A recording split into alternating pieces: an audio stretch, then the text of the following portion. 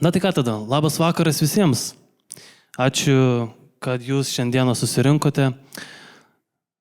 Juokinga, viskas tvarkai. Taip. Ir šiaip norėčiau nuo rimtesnės dalies pradėti, tai kad jau savaitę laiko mes gyvename kitokiame karo nusikaltimus vykdančios Rusijos. Tačiau neapsakomos Ukrainos žmonių drąsos suvienytam pasaulyje. Sakyčiau, kad dabar yra laikas veikti. Su jumis šiandieną sveikinusi aš, Einoras, ir kartu su manim menininkė Jolita Vaitkutė. Parodos Alkani meilės, kurią matome šiandieną. Taip, tai mūsų autorė. Taigi labas, Jolita. Labas visiems. Tai šios dienos pokalbį norėčiau pradėti nuo teiginio, kurį pasakiau pradžioje, kad dabar laikas veikti. Ir kaip tu manai, Jolita, kuo kiekvienas kuriantis žmogus gali prisidėti siekiant pasipriešinti Rusijos išprovokuotam karui prieš Ukrainą? Aš manau pirmiausia, kad dabar toks metas, kai apima dviejų taškų beprasmybė. Pirma, tai tokia vidinė, kad atrodo, čia nieko negali pakeisti, galbūt beprasmiškas darbas, kurį darai, nes yra žmonės, kurių profesijos galbūt yra labiau susiję ir jie gali labai direktyviai padėti ir būti taške, galbūt organizuoti ten labdarą ir panašiai, bet tarkim kažkokie tai kūrybininkai, tai tie kūrybiniai darbai atrodo nublanksta šiek tiek, bet iš tikrųjų tai ne visai taip yra ir manau, kad tai yra pirmiausia pozicija, kurią reikia savai priimti, kad aš galiu padėti ir kad netgi tie maži dalykai gali prisidėti. Tai čia turbūt pradedant ne nuo kūrėjų, bet nuo visų mūsų, tai ten ir 1 euras jau yra parama ir galima prisidėti 1 eurų ir galima savo kanalais, savo draugam kalbėti, pasakoti apie tai, kas vyksta, nes galbūt kai kurie žmonės yra susipainę, galbūt kai kurie ne visai seka tuos kanalus, kurie yra aiškus, švarus ir panašiai. Ir mes iš tikrųjų galim netgi sėdėti ant sofos padėti ir tų būdų yra ten tiesiog žiūrėti Facebook'o savo socialinius tinklus ir sekti galbūt trolius kažkokius reportuoti, galbūt pastebėti, kas kursto nesantaiką, nes karas vyksta ne tik Ukrainoje, bet vyksta ir čia, jisai tik tais kitos erdvėse šiek tiek ir mes atsakingi už tai, kad visi galim bent vieną padarę kažkokį mažą dalyką šiek tiek prisidėti.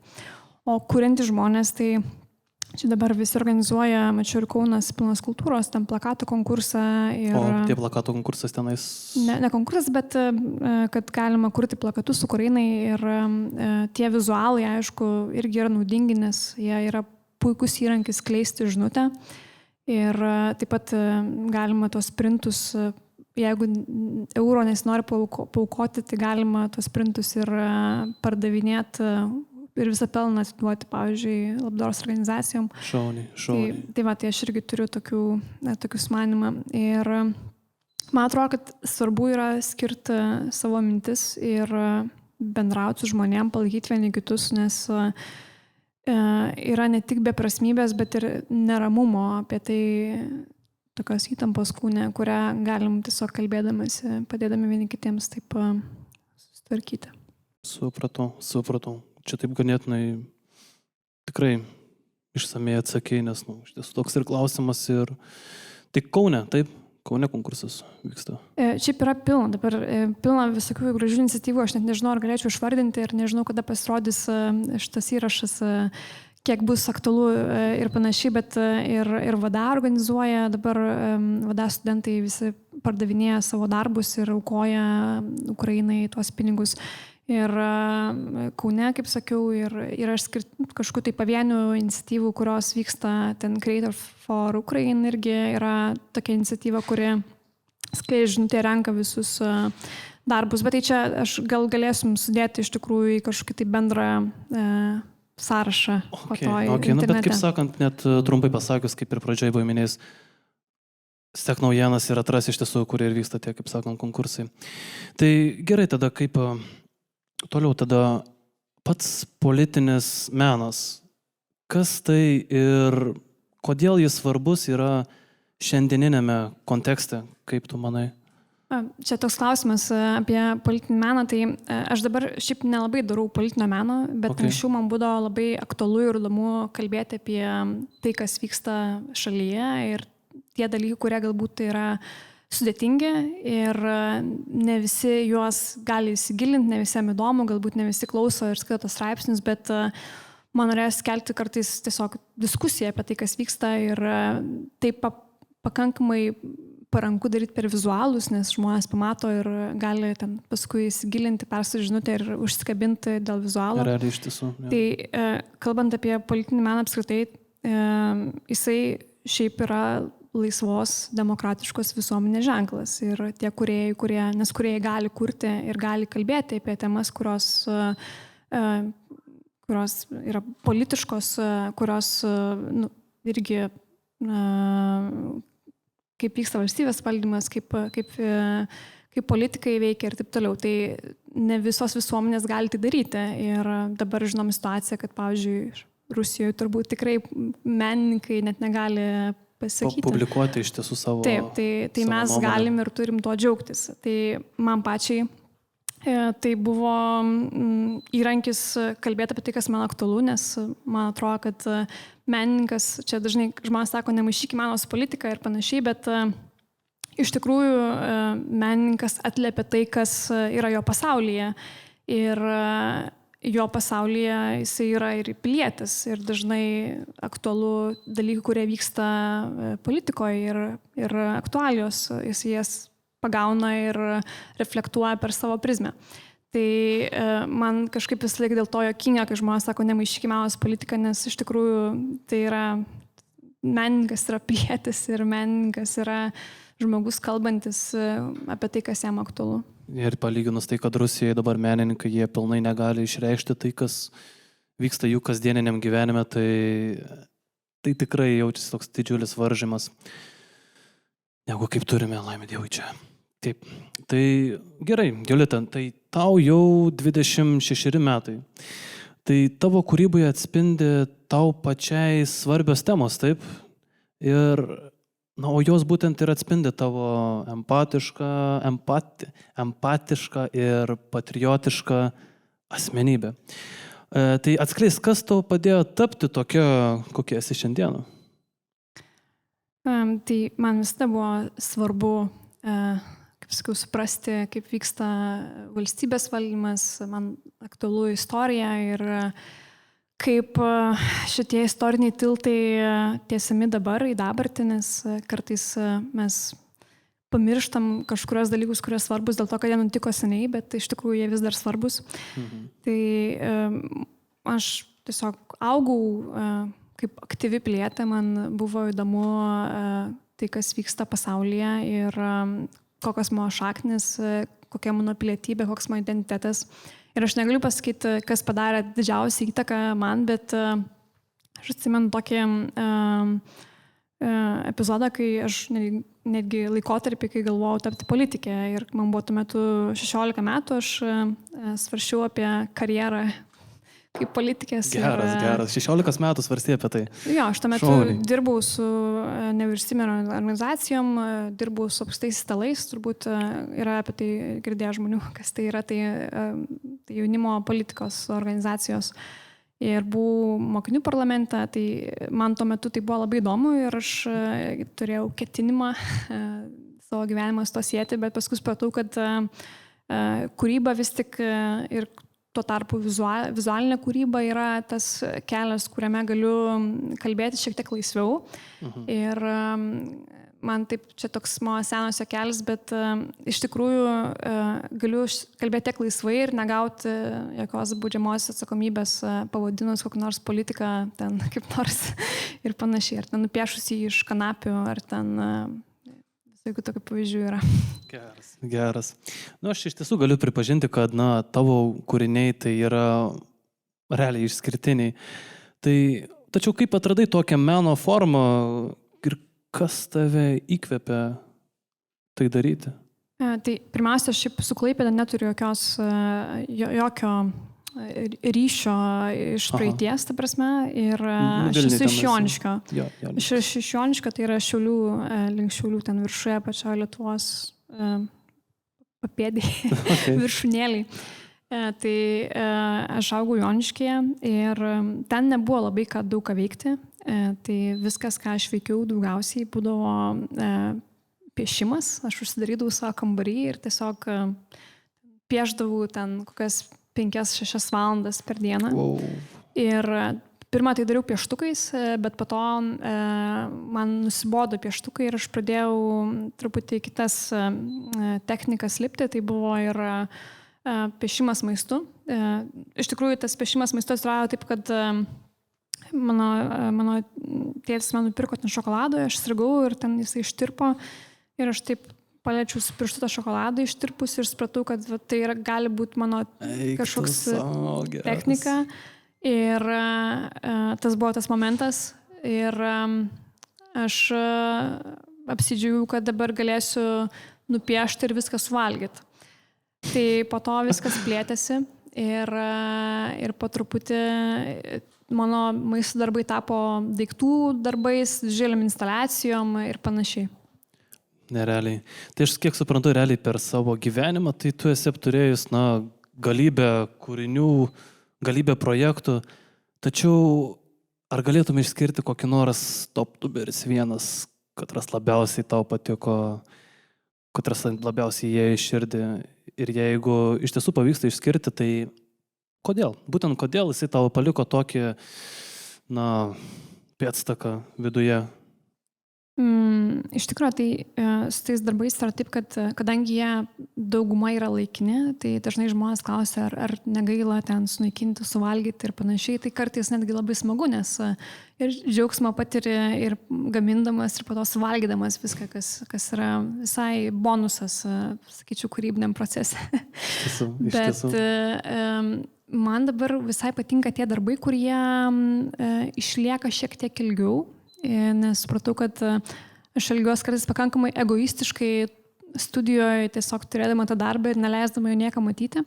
Tai dabar vienas, mano turbūt mėgstamų ir mėgstamiausių darbų, kuriame buvo visai kitokia technika, panaudota ir panašiai, tai šiuo metu yra Nidoje, tai galbūt kas nors yra buvę prie Anglies miško. Anglies miškas simbolizuoja trapią gamtą. Mano broliukas pasakoja apie Anglies mišką, taip toliau. Tai ir Anglies miškas yra mūsų bendras darbas su Andriu Mamontovu, jisai sukūrė, tai yra audiovizualinė instaliacija, jisai sukūrė jai garsą ir miške einant galima atsekti garsų ir pamatyti tą instaliaciją iš vieno taško. Tai ten yra toks didžiulis taškas miške, išdegus plotas. Tai ten viskas yra iš anglies tikros ir mes gaminom viską su meistrais, ten deginom ir panašiai. Tai o tai kiek laiko užtruko tas procesas, tą daryti tokį, tas deginimas, dėjimas? Tai pirmiausia, tos idėjos, kurios gimsta jos sustiek, tas procesas turbūt prasideda, kai pradedi galvoti apie idėją ir ne tai, kad tu ten padarai viską, bet pradedi galvoti apie ją. Tai būtent Anglies miškas turbūt užtruko daugiau nei 1,5 metų nuo idėjos pagalvojimo apie tai, kas čia galėtų būti ir iki to, kaip tada jisai užbaigti atrodė. Supratus. O kokiais, tarkim, pati bruožais galėtum apibūdinti save, kaip menininkę, žmoną ar draugę? Kaip keistas, klausimas toksai. Sunku pačiam save apibūdinti. Labai, labai sudėtinga. Tai keliais žodžiais bent jau, žinai, kaip sakant, jeigu taip jau. Nes čia toks skirtumas, nes kaip menininkė, tai man patinka ieškoti naujų medžiagų, man patinka rasti, ką neįmanoma padaryti ir pabandyti tai išpildyti, kad tai būtų įmanoma. Ir ryžtinga, kaip sakant, kaip menininkė, tai ryžtinga tokia. Kartais įsivaizduoju tokį kažkokį tai fizikai nepalankų vizualą, kuris galbūt galėtų tapti paveikslu ir panašiai, bet bandau atrasti kelią, kad jis taptų įmanomas realybėje. Tai man atrodo, kad aš esu menininkė, vizionierė ir bandau atrasti kelius, kurių dar nėra. O ten kaip žmona, tai nežinau, čia gal kaip mano vyras galėtų pasakyti, ar ten kaip, nežinau, man sunku valgyt kaminę. Save vertinti. Valgyt kaminę? gaminu, bet visi klausia, ar darau šitos darbus savo vyrui su veidais, tai nedarau. Vat, jis pakėlė galvą, ką tik čia iškart išgirdo, kad apie jį šneku. Tai ne, aš negaminu namie šitų dalykų, tiesiog mes namie valgom civilizuotai, nevalgom jokių fudartų ir net per Valentino dieną šiam dėje nepateikiu besipučiuojančio mūsų portreto. Geras. Gerai, tai tarkim, šiuolaikinėmis dienomis iš tiesų dažnai susidursi su tokiu požiūriu, kad jaunas nelabai ir patyręs tada ir bus. O ar šis požiūris egzistuoja tavo aplinkoje, ar tau pasireiškia toksai, ar reikėjo tau vertinti tai? Aš nežinau, čia labai toks klausimas, kur jau ant tokios lenkščio, nes aš nepasakyčiau, kad jau tokia jauna esu, jau, kad ta prasme... 26. Bet man nebe 18, nes atsimenu, kai man buvo 18, tada būdavau jauniausia kambarį ir būdavo visai kitoks toks jausmas, kur reikdavo įrodyti visą laiką save, kad čia kažkaip gali padaryti sprendimą kažkokį ir panašiai. Tai, tuo metu atsimenu, kad tikrai buvo, dabar tai pakankamai jaučiuosi taip, kad galiu padaryti sprendimus ir jau turiu tam tikrą žinojimą ir žinau, kad turiu viziją, kurią galiu pasitikėti ir kad galėsiu ją įgyvendinti. Tai kai būdavai jaunesnė, tu bandydavai jos kaip nors tų kitų žmonių skeptiškai pakeisti jų nuomonę, kad realiai jaunas žmogus nebūtinai yra nepatyręs ar... Iš tikrųjų, tai kadangi mano pati specifika tokia keista yra ir aš atsimenu, kad mano pats kelias buvo toks, kad aš piešiau iš maisto. Tas randas juokinga, kažkaip taip, nutravinį juokingai iš geros pusės, nes taip, kaip sakant, off guardavą užgauna, žinai, nesitikė to, žinai, malonu klausytis net. Ir nebuvo taip, kad ten man reikėjo su kažko ten konkuruoti ir tiesiog visi sakydavo, tai tu žinai, ką darai, tu pieši iš maisto. Ir aš, kadangi turiu tą specifinį dalyką, kurį žinau, tai aš jį ir darydavau. Bet šiaip tokiam profesiniam gyvenime tai gal pasitekdavo labiau, kad aš ten prisigalvodavau, sakau, tai nesąmonių, ten tokių dalykų, kurios sunku įgyvendinti būdavo, tai dabar jau taip realistiškiau vertinu kai kurios dalykus. Ir ten nesakau, kad čia padarysiu instaliaciją tokią, ten bus kranų, ten reikės. Realiau realistiškiau vertinu, kad čia taip gal nebūtinai įmanoma, bet gal taip įmanoma, gal to įmanoma pasiekti ir panašiai. Tai šauniai realiai turėti, kaip sakant, tokią vaizduotę, tai tik į naudą reiškia. O ar pavyko, tai nepavyko? Gavas kaip gavas. Bet jau kraną esam naudoję savo instaliacijų vienoj, tai... Kaip? Jau kraną teko naudoti kartą. Kraną? Taip. Turiminį ten, kur kasa žemė? Ne, kranas tas, kur kelia instaliaciją kabinant, toks su mašina. Supratau. Okay, geras. Tai ir su to teko kurti kažkokius tai kūrinius. Taip, didžiulius. Gerai, tai į tą pačią temą dabar. Tai laisvo menininko statusas. Ar studijos tau vis dar galėtų suteikti kokių nors žinių ar tobulėjimo tavo kūrybai? Iš vis kaip manai, ar diplomas turi įtakos menininkam?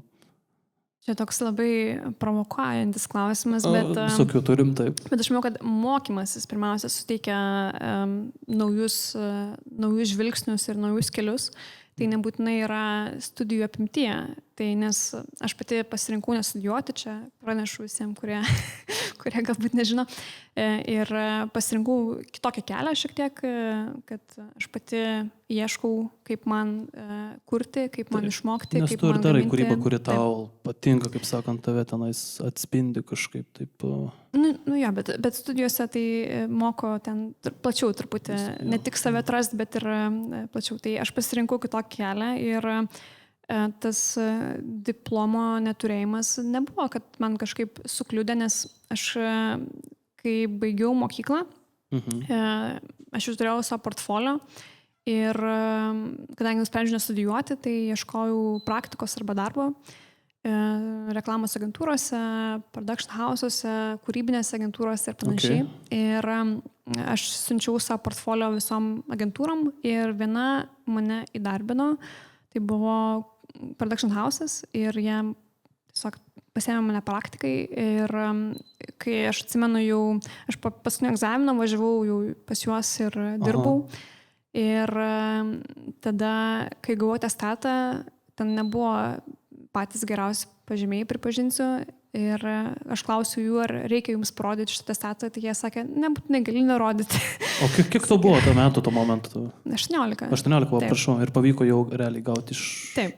Tai aš tiesiog, kadangi daug piešiau, būdama moksleivė, daug dariau dalykų, iliustravau, tai jau turėjau, kaip sakau, portfolio, kuris buvo įdomus jau net reklamos agentūroms. Tai, o po to jau pradėjau kurti visokius darbus klientams, tom pačiom agentūrom ir panašiai po truputį. Tai tas diplomas niekada nebuvo klausimas ir kažkaip nesijaučiu blogiau ar prašiau ir panašiai, bet aš šiaip turiu meno kūrėjo statusą, tai čia irgi valstybė pripažino mane kaip profesionalaus meno kūrėją. Šauniai, nuostabiai. Gerai, tai ką, tada pakalbėkime apie jūsų tą projektą, kuriais, matome čia prie senelių mums, tai Alkani meilės. Kaip gimė ši idėja ir kiek suprantu, tai yra artima tau, tai ko jinai tau buvo artima? Tai galbūt pradėsiu nuo to, kad, kaip sakau, aš nemažai dirbau su maistu ir dirbu su maistu ir man patinka pats principas, kad galima gale visko troškinį pasidaryti ir viską suvalgyti. Bet man pasirodo, kad pati daržovė yra labai tinkama medžiaga kalbėti apie visai kitus dalykus, galbūt, nes mes daržovės pažįstam, nuolat pjaustumės, nuolat valgom, jos neturi jokio kažko tai neigiamo faktoriaus. Iš tiesų, daržovės kaip daržovės. Jo, ir turbūt visi žino, kurie turi socialinės medijas, naudoja, turbūt visi, tokį hashtagą foodporn. Tai dažniausiai būna maisto nuotraukos, maisto video, kuriame būna maistas labai gražiai pateiktas, dažnai ten buvo labai sveikas maistas, ten kokia nors blynai su sirupu ir dar ten cukrus pudros, kokiais nors pabarstukais ir panašiai. Tai man galvojant apie tą hashtagą gimė mintis sujungti sveiką maistą, žmonės ir daržovės ir pakalbėti apie tuo metu aktus, būtent žmonių aktus. Ir mano pirmoji paroda su daržovėm buvo, vadinasi, foodporn. Ir ten buvo tiesiog nuogi kūnai žmonių, bet iš daržovių ten nebuvo jokio nuogumo, absoliučiai nieko vulgaraus ar nieko neestetiško. Tai buvo burokėliai, morkos, moliūgai ir panašiai. Ir žmonės galėjo tyrinėti kūnus, žiūrėdami į daržovės. Tai ta paroda vyko prieš 3 metus Vilniuje ir sulaukė daug dėmesio. Labai įdomu, kad niekas nenufilmavo jos, nes kalbėjo, kad tai galbūt nuogybės, bet radijas, žurnalai apie tai kalbėjo. Geras. O palaukit, atsiprašau, jeigu pertrauksiu. O tai buvo pirmoji paroda Lietuvoje prieš tos 3 metus apie tai, ar ne? Nes kiek suprantu, sulaukė daug dėmesio, aš kiek suprantu, kad galbūt todėl, kad ne tik žmonėms patiko, bet tai buvo viena iš tų naujovių, kaip sakant, taip? Taip, ir tai buvo proga pakalbėti apie kūną, apie socialinės medijas. Pavyzdžiui, šiaip labai įdomu, nes aš dabar negaliu parodyti visiems, bet tai buvo aktai, kaip sakiau, iš daržovių ir netgi Facebookas ten yra užblokavęs, nors ten jokio nuogumo nėra, bet yra užblokavęs mano vieną darbą. Ir man patiko tyrinėti tą ribą tarp to, kad galima, negalima ir ar čia aktas, ar čia jokio nuogumo nėra ir panašiai. Tai tuo metu man gimė mintis ir padaryti parodą su bučiniais ir patyrinėti tas pačias ribas apie jau žmonės, kurie bučiuojasi ir rodo savo meilę. bet galbūt ne visiems yra lengva žiūrėti tuos bučinius įprastai. Ir tie bučiniai gal kažkurios visuomenės dalies, ta meilė yra nebūtinai suprasta. Tai daržovės yra tas filtras, kuris mums padeda jo žiūrėti, padeda jos tyrinėti tą meilę. Ir kai aš dariau būtent jau šį projektą Alkani meilės, man norėjosi atskleisti jausmą kiekvienos poros, kuri čia yra jausmą, kad jisai išliktų, bet visą kitą galėtų nusitrinti, ar tai lytis, ar tai amžius, ar tai santykis. Ta prasme, liktų jausmas ir mes jį pamatytume. Nerealiai. O kodėl tai gal sutapimas, ar ne? O kodėl būtent daržovės, o ne vaisiai? Kažkaip taip. Čia toks techninis dalykas, nes vaisiai labai šlapi yra, tai procesas trunka pakankamai trumpai ilgai, nes daržovės vis dėlto keičiasi, jos vysta, keičia savo spalvą, formą ir panašiai. Tai aš turiu maždaug gal 6 valandas, kol niekas nevyksta, taip labai stipriai, paskui daržovės vis greičiau ten pradeda vysti. Tai aš turiu per tas 6 valandas viską sudėlioti, nufotografuoti ir jau galiu suvartoti viską, kas liko. Tai dėl to yra daržovės, nes jos yra netokios šlapios, o vaisiai yra labai labai šlapi ir jie greičiau kinta, tai man tiesiog techniškai nepavyksta. Supratau, realiai make sense dabar, kai pakalbėjai. Tai, o galbūt jau gimė jau kokių naujų idėjų, kaip meno pagalba kalbėti šią svarbę temą, grupių asmenų atskirtis ar diskriminacija pagaunė esmę. Aš dar gal truputį grįšiu prie Alkani meilės, nes čia visur yra istorijos ir tai yra tikri žmonės, kurie pasakoja savo istoriją. Ir čia ant nugarėlių parašyta, tie žmonės, kurie lanko parodą, gali paskaityti tas istorijas ir tos žmonės sutikti Klaipėdoje, nes jie visi yra iš čia, galbūt mes juos prasilenkiam su jais gatvėje ir panašiai. Tai, man atrodo, svarbu tai paminėti, kad visi jie yra tikri ir jie savo meilės istoriją atidavė taip pademonstruoti. Tai man pačiai dažniausiai tos idėjos, kurios atsitinka mano kely, tai jos būna svarbios, aš su joms susiduriu, aš su jas vienaip ar kitaip išgyvenu. Tai šitą man šiaip svarbu, kad žmonės jaustųsi gerai ir žmonės jaustųsi saugiai. Ir kiekvieną darbą darant, aš kaip ir supažinau su kiekviena meilės istorija ir su kiekvienu žmogumu aš žiūrėjau labai daug valandų į tuos besibučiuojančius žmonės, turėjau su jais santykį. O kaip jiems sekėsi tai išbūti? Nes tai čia labai... Maksimum, kiek suprantu, yra 6 valandas maksimum, bet nebūtinai tai užtrunka 6 valandas. Tai žinosiu, kad nepozavo žmonės iš tikrųjų čia man tiesiai, nes tai būtų dar sunkiau, čia yra nuotraukos, aš nuotraukų dirbu. Bet žiūrėdama į nuotraukas vis tiek tai yra pakankamai intimu žiūrėti į porą, kuri bučiuojasi tiesiog ilgai.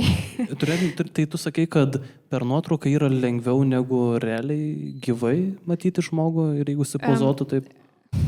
Tai iš tikrųjų dažnai aš pati fotografuoju ir bendrauju su modeliais savo. Taip. Šiuo atveju tik vieną nuotrauką išdariau pati. Tai aš tų žmonių ne visus sutikau, kai kuriuos sutikau socialiniuose tinkluose, jie man parašė. Tai šiuo atveju aš gavau jų nuotraukas, jų selfius, kur jie patys man pasiselfino, bet aš tiesiog, tas irgi bent matymas nuotraukos irgi yra nemažai. Supratau. Taip, tai realiai tokia viena iš, tokių, nežinau, jūs labiau vertinsit kaip čia šitą temą. Ir aš noriu tik pasakyti, kad tu realiai tapai didžiuliu pavyzdžiu, nes tu viešai atskleidai, jog gyveni ir sugyvenai su bipoliniu sindromu. Ar gerai ištariu, nežinau, tą bipolinį. Sutrikimu. Jo, tai, ir aš sakyčiau, kad tai motyvuoja daugelį jaunolių. Ir palyginus tai, kad šiandienai jaunimui yra labai aktuali tema psichinė sveikata. Tai yra vienas iš tų pandemijos padarinių ir vis dar informacijos ir pagalbos stoka, jos trūksta, kaip sakant. Tai koks tavo kelias link viešo pareiškimo ir kas padėjo susigyvendinti su šiuo sindromu? Sutrikimai. Ja, tai truputį techniškai skiriasi sindromas sutrikimas. Psichinė sveikata visą laiką yra aktuali, ypač dabar ir ypač po pandemijos ir dabar, kai tokie neramumai yra pasaulyje. Tai aš pati prisipažinau ir viešai kalbėjau apie tai šaunuolė, tikrai šaunuolė. Dar prieš 7 metus. Tai tuo metu nebuvo labai daug žmonių, kurie apie tai kalbėjo ir man pasirodė, kad aš pati išgyvenu tai, kad nėra prieinamas informacijos viešai ir žmonės stigmatizuoja psichinę sveikatą ir jeigu kas nors turi problemų, tai į tai žiūri nebūtinai teigiamai arba dėl to, kad nežino ir dėl to, kad nesupranta, kas tai yra, prisibijo kažkokių dalykų. Tai man norėsi bent jau nuo savęs pradėti ir pakeisti ir kalbėti apie tai viešai. Pirma, nes aš pati neradau jokio žmogaus, kuris būtų apie tai kalbėjęs prieš tai. Tai man parašė tuo metu labai daug žmonių, kad jie irgi turi tokį sutrikimą ir bijo apie tai kalbėti. Ir kad kaip gerai, kad čia atsiranda kalbančių viešiau ir tą stigmą naikinančių, kad galima ir sugyventi su sutrikimu. O kaip tu pati jutais, nes aš kiek suprantau, buvo 19 metų tada pagal tavo pasakojimą ir kai tu sužinojai, kad tiek daug žmonių realiai tau dabar, nesužinojai, pamatėjai, kad šitiek žmonių dar realiai irgi turi tokių problemų, manau, kaip pati viduj pasijutai, tokia laisvesnė, kad realiai atskleidai tai viešai. Tai aš pirmiausia pasijaučiau geriau, nes man nebereikėjo meluoti ir nereikėjo meluoti, kad aš sergu, kuo sergė, peršalau ar kažkas. Ir vėl ten galvot kažką. Aš ligoniniai dėl to, kodėl ko ligoniniai. Tai aš nuolat sudurdavau su tokia konfrontacija, kad aš vis laik turiu kažką slėpti nuo žmonių, kad man blogai tas ir tas, bet aš turiu sakyti kažką kitą. Tai aš negalėjau dirbti vienu metu ir išgyvenau ten įvairius perkričius ir panašiai, nes bipolinis sutrikimas yra pakankamai dinamiška liga ir jinai gali visai neleis dirbti ir panašiai. Tai man visų pirma tai buvo taika su savim, nes aš galėjau pasakyti iš tikrųjų, kaip man sekasi. Ir kad man sekasi dabar negerai ir aš negaliu dirbti ir dėl to negaliu dirbti ir panašiai. O tie žmonės, kurie man parašė, tai aišku, buvo labai gera, kad suprast, kad yra daug žmonių, kurie nesijaučia taip gerai ir jie irgi su tuo gyvena ir kad iš tikrųjų nėra kažkokios stigmos ir mes labai daug patiria žmonių nerimo sutrikimus, įvairias įtampas, panikos atakas ir daug kitų visokių sutrikimų. Tai mes turėtume apie tai kalbėtis, nes labai daug žmonių tai jaučia. Iš tiesų. Ir daugumą, manau, gal nebūt net nesupranta iš tiesų, kas jiem iš tiesų yra, kaip sakant, apskritai blogai, kaip keliais žodžiais pasakius. Taip, iš tikrųjų, aš pridėsiu, kad kartais, kai pamatai, kad yra tokie dalykai vyksta kažkam ir pats gali pačekinti, pažiūrėti ir gal ir man panašų dalykai vyksta, bet aš dar nesupratau, kas manim vyksta. Tai tas irgi truputį edukuoja. O aš šiek tiek pasidomėjau šito sutrikimo. Aš žinau, kad kartais įeina tokie antpuolis, tokio pasitikėjimo savimi, būna ir tos blogosios pusės. O kaip tavo profesiniam kelyje šis sutrikimas bendravo kartu su tavim, kažkaip sunku pasakyti? Ar tau tai ėjo į gerą, ar į blogą? Šiaip menininkų turbūt daugiausiai yra ten žinomas visokiais tokiais, pavyzdžiui, bipoliniais sutrikimais, tai kad jie ten labai gerai pavaro kažkurio savo manijos metu, ir nes yra ten manija, depresija, jos keičiasi ir per maniją menininkai daug sukuria dalykų. Tai aišku, aš per maniją surgi ten prigalvojus visko, ten daug idėjų, nes galvas pirgo ten viskuo ir tiesiog tu turi viską daryti ir panašiai, bet iš tikrųjų kartais neišeina susikaupti, padaryti visko, bet daug idėjų labai kirba galvoj. O tuo pačiu per depresiją, tai nors atrodo, kad tas procesas, kurį daro menininkas, tai yra rezultatas rankomis daromas, jisai labai įkvepia ir tuo pačiu metu ramina, bet neišina prieiti prie stalo, tiesiog atrodo, kad tai nėra prasmės jokios ir koks reikalas daryti iš viso, ar ten sunku atsikelti iš lovos. Tai man pačiai įvairiai buvo, aš dabar jau 5 metus esu visiškai stabili, tai prasme būna ten tokių mažesnių nuopolių, ten didesnių, bet iš principo aš esu darbinga ir anksčiau būdavo sunkiau. Tai ir ligoninės, ir tai, kad nepavyksta ten mėnesiais prisės prie darbo, tai aišku, kad kliūdama daro procesų. Jo, liūdniai, realiai liūdniai. Bet to pačiu ir, kaip. Tiek to. Tai gerai, ką, pakalbėjom apie daugumą dalykų, tai galim pakalbėti ir apie Klaipėdą. Tai, tarkim, pati Klaipėdai Europos jaunimo sostinės titulas suteikia galimybę jaunimui garsiau kalbėti apie savo iššūkius, su kuriais jie susiduria mieste. Ir aš sakyčiau, tai yra tiesiog nuostabu. Ir sakyčiau, man labai įdomu, o kokia tavo Klaipėda yra tavo akims? Labai dabar čia prieš klaipėdiečius. Nenoriu tada. Bet aš nežinau, tarsi Klaipėda, tai aš dabar čia paskutinius porą metų dažnai tenka čia atvažiuoti su įvairiais projektais, tai aš suprantu, kad šitam dėlė mieste yra labai daug įvairių žmonių, jie ieško kelių kartais kaip sugyventi, jie ieško kelių kaip susipažinti, ieško kelių kaip kartu dirbti ir panašiai. Kas be ko, taip. Tai man pačiai atrodo, kad Klaipėda labai atviras miestas, kur telpa daug žmonių ir, kaip sakau, jie kažkaip ieško kelių kaip kartu būti. Tai tik tiek galiu pasakyti, nes kiek susitikau ir panašiai, tai man smagu čia būti ir sutikti žmonės. Šauniai. O šiaip gal ką nors turi kaip palinkėjimui, šiam miestui, ar kaip man... Būkit laimingi užtenka irgi, kaip sakant. Tai visada atviriam likti ir man šiaip smagu, kad šitas projektas jisai sulaukia dėmesio ir Alkanimėlės. Ir, pavyzdžiui, LCC studentai, kažkaip labai daug žmonių atkreipė dėmesį, kad čia yra LCC studentai. Viena pora iš tų visų, kurios dalyvavo. Tai aš suprantu, kad ta bendruomenė yra labai stipri ir žmonėm įdomu, ką veikia tie kiti žmonės, kurie gyvena čia. Supratau. Tai ką tada?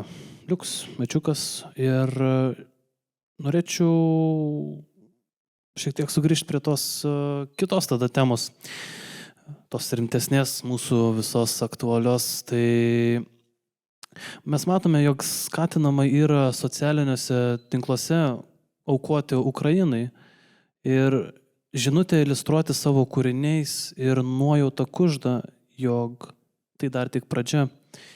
O galbūt norėtum, Jolita, pasidalinti savo ateities planais, ko kiekvienas iš mūsų galėtumėm prisidėti prie tavo kūrybinės misijos?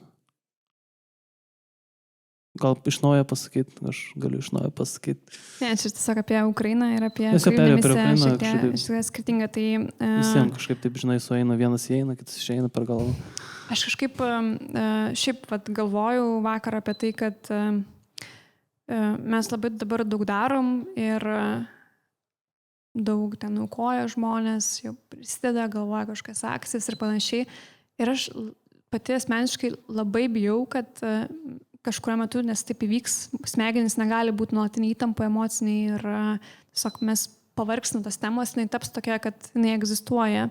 Tai aš labai norėčiau palinkėti visiems, kad atras savy tos šviesos ir tos motyvacijos, ne tik tą savo prasme įgyvendinti, nes reikia nesustoti ir daryti visus dalykus, kuriuos mes darom visada ir jų imtis ir matyti juose prasme ir toliau, bet ir prisiminti, kad mes turim tą pagalbos ranką nuolat tiesti, nors ir kaip jau smegenys atbuks nuo tos informacijos, kad čia jinai nuolat tarp visai mūsų įtampai tokioj. Taip, mes esame nuolatinį įtampų dėl to.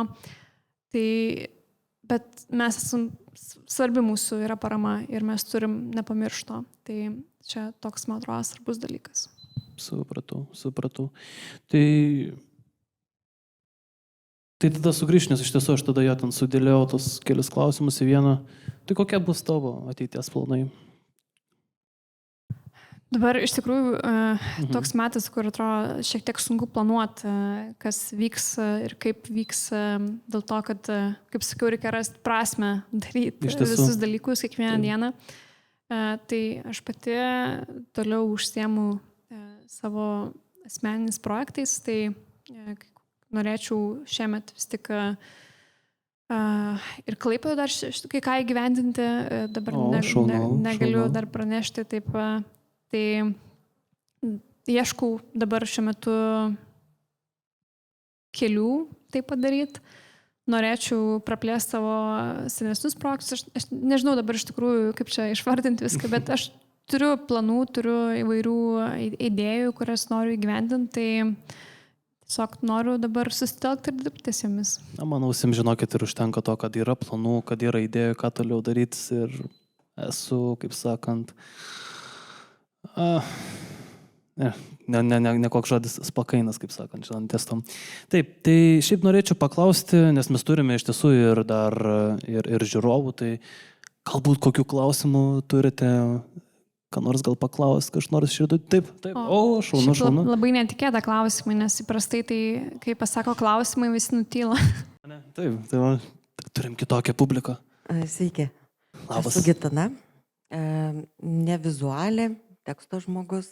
Galbūt ir tie klausimai bus susiję daugiau, tokie semiotiniai galbūt, o gal pradžiai pirmasis toks klausimas. Aš koncentruosiuosi į parodą. Visų pirma, noriu paklausti jūsų, Jolita, ar šitos nuotraukos, su kuriomis jūs dirbote, buvo kaip nors režisuojamos, ar tai yra spontaniškas tų dviejų žmonių, toks susirežisavimas?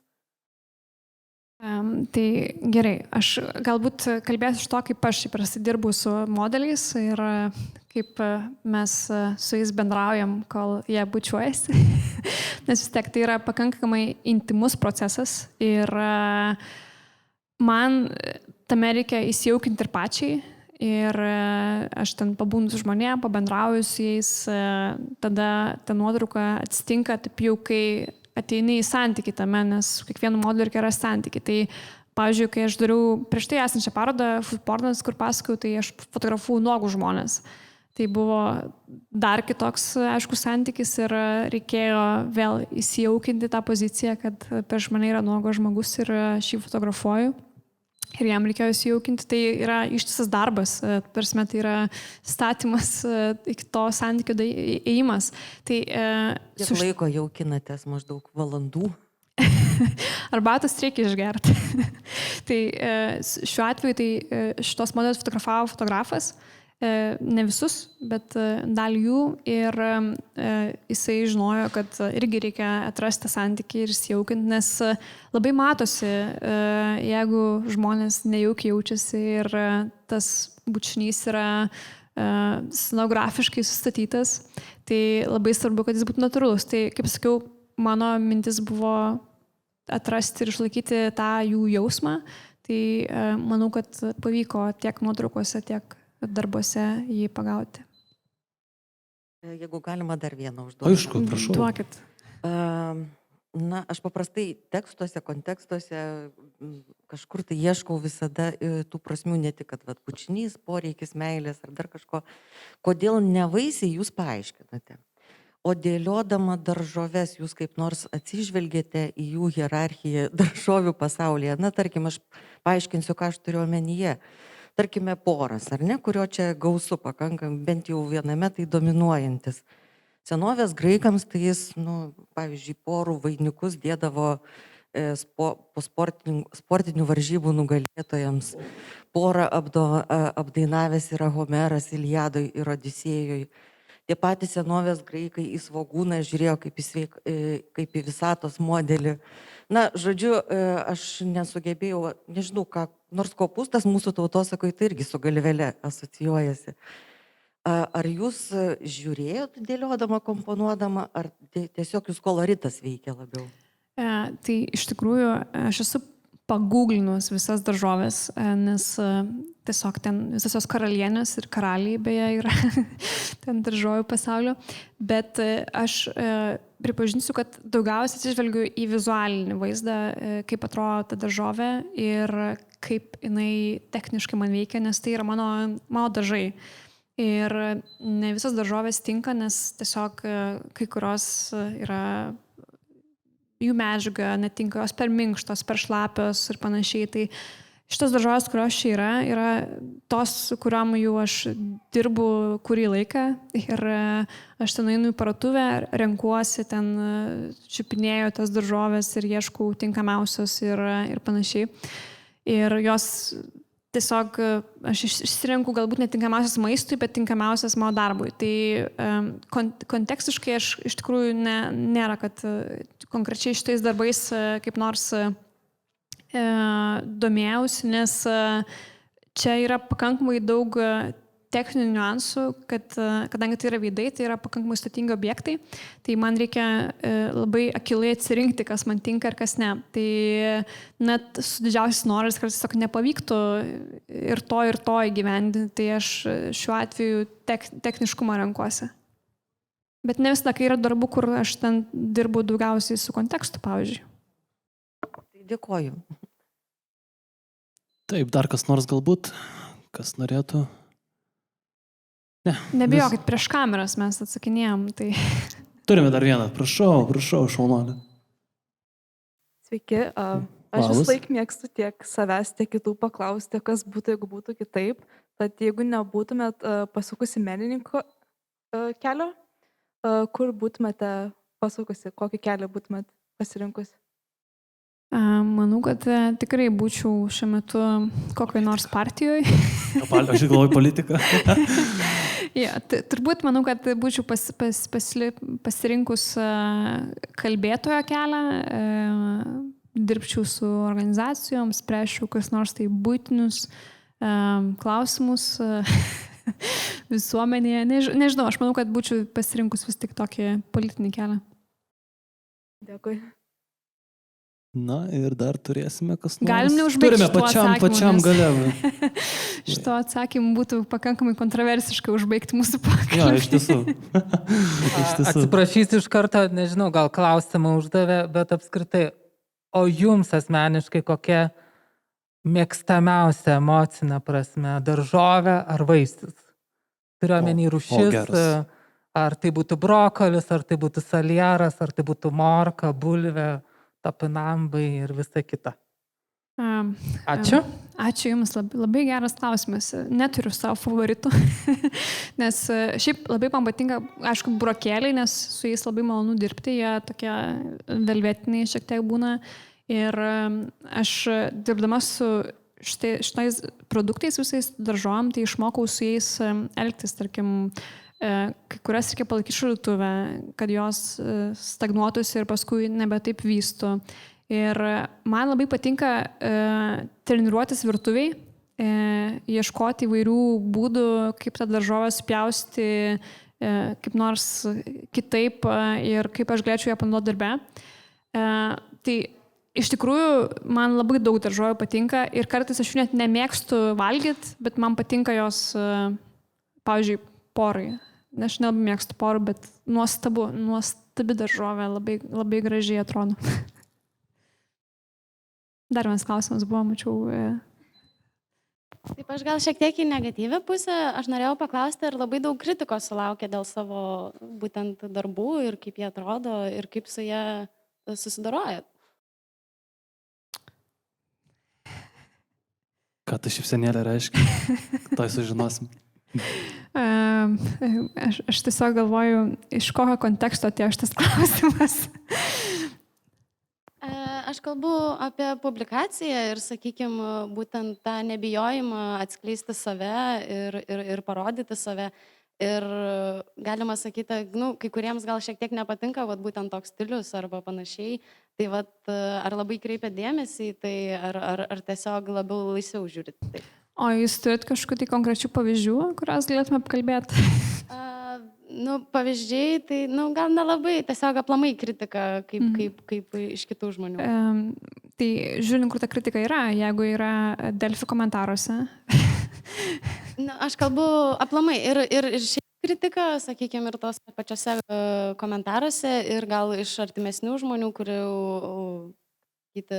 opinion gal labiau jums aktuali, Tai artimų žmonių kritika niekada nežydžia, nes tai yra tiesiog pastabos, kurios galbūt gali padėti tobulėti labiau negu tai, ką žaistų, bet iš tikrųjų kritika, kaip sakau, komentaruose, tai man visiškai niekaip neimponuoja, nes tie žmonės man ten siūlo piešti įvairiom medžiagom, kurios būtų kur kas kontroversiškesnės negu daržovės.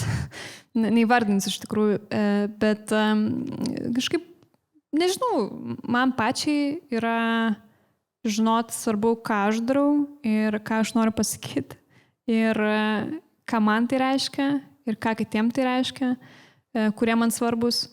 Tai čia turbūt, bet dėl technikos tai nežinau, čia gal galėtų kažkokie tai menotyrininkai pasakyti, ką nors ar panašiai, bet nepasakė nieko tokio įžeidžiančio dar kol kas.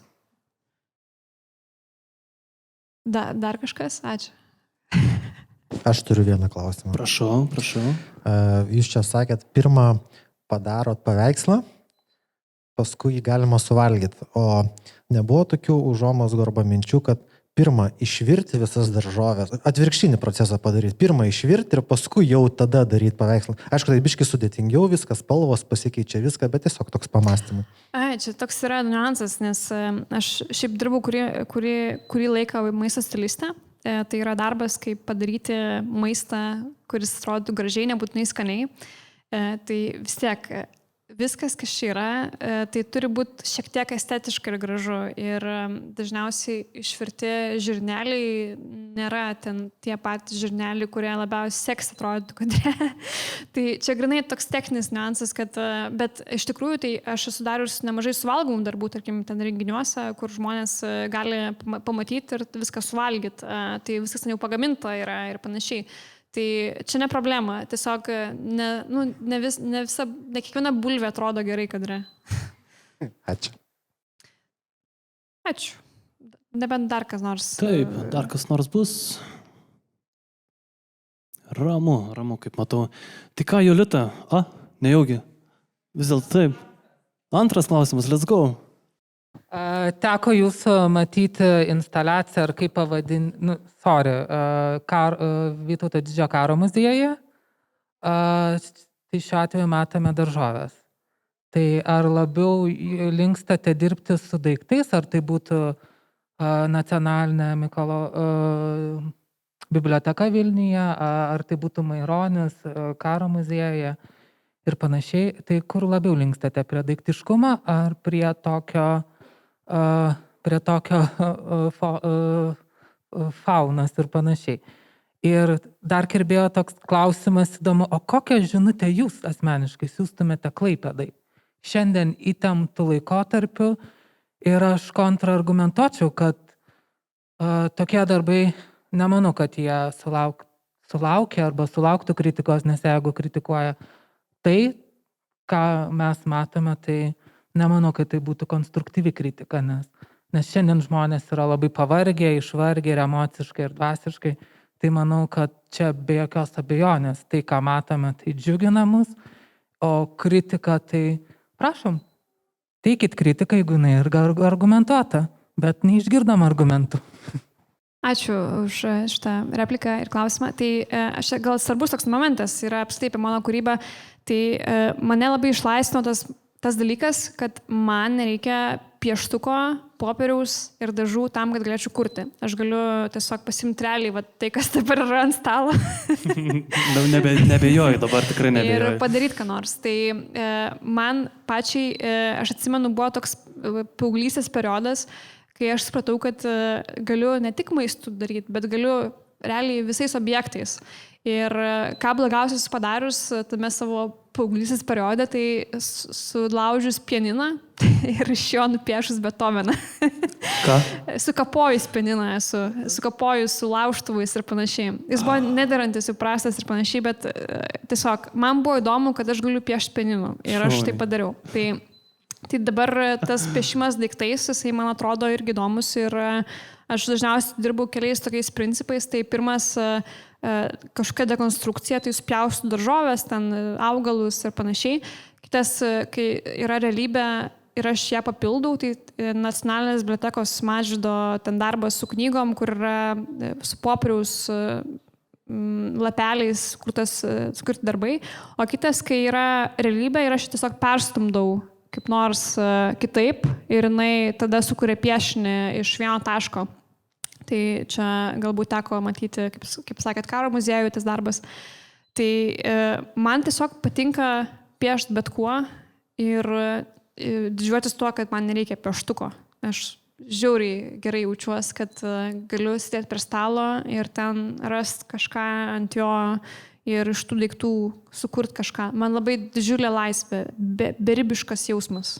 Nerealiai. Ačiū. Taip. Aš daugiau klausimų neturiu. Ar publika dar ką nors nori pridurti? Viskas tada, man atrodo. Na ką, Julita, ačiū tau už šį pokalbį.